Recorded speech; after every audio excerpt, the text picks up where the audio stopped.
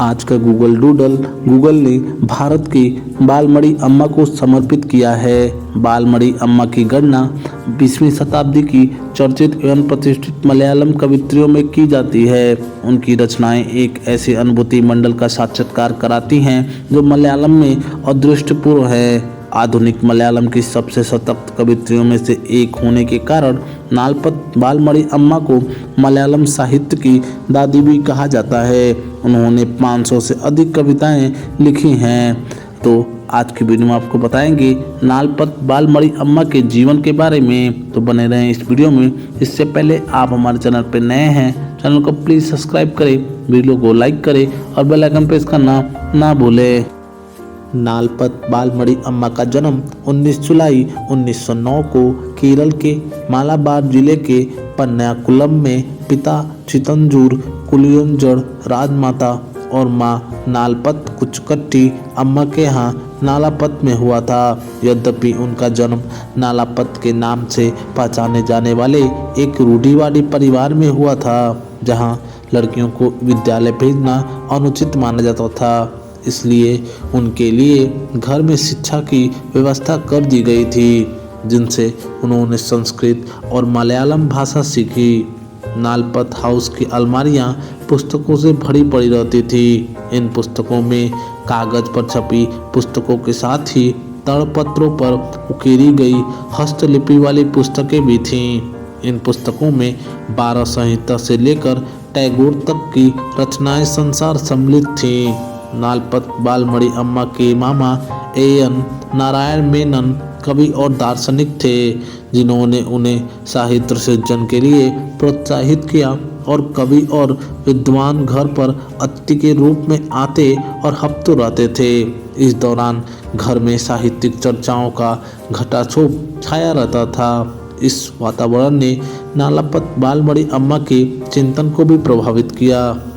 नालपत बालमड़ी अम्मा का विवाह 19 वर्ष की आयु में वर्ष 1928 में वीएम नायर से हुआ, जो आगे चलकर मलयालम भाषा के दैनिक समाचार पत्र मातृभूमि के प्रबंधक, संपादक और प्रबंध निदेशक बने।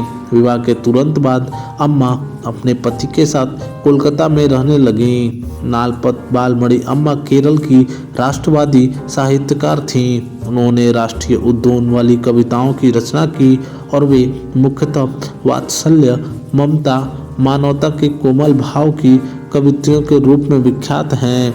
फिर भी स्वतंत्रता रूपी दीपक की उस लौ से भी वे अछूत नहीं रहीं। सन 1929 से 1939 के बीच लिखी उनकी कविताओं में देशभक्ति, गांधी का प्रभाव, स्वतंत्रता की चाह स्पष्ट परिलक्षित होती है। इसके बाद भी उनकी रचनाएं प्रकाशित होती रहीं और अपने सृजन से भी भारत की आज़ादी में अनोखा कार्य किया।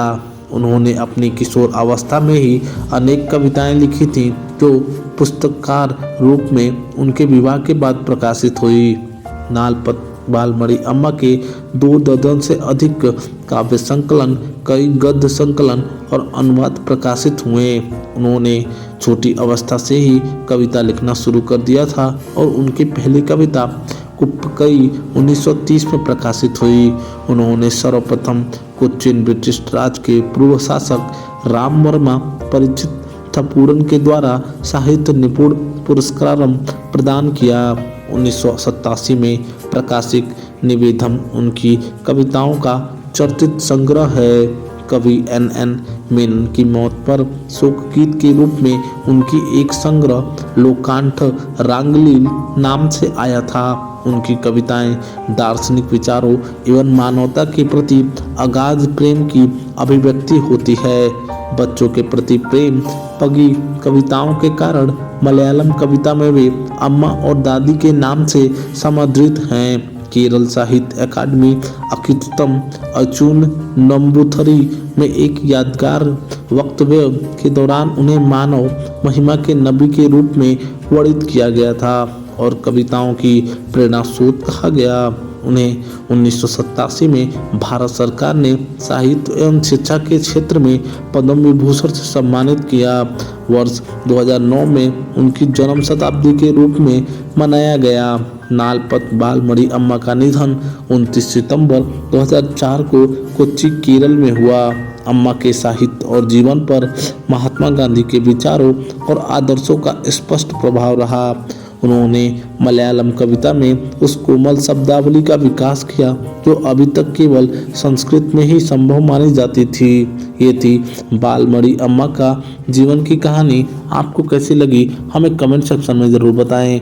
उम्मीद करता हूँ आपको वीडियो पसंद आई होगी। ऐसे और भी इंटरेस्टिंग वीडियो के लिए हमारे चैनल को सब्सक्राइब करें, वीडियो को लाइक करें और बेल आइकन प्रेस करना ना भूलें।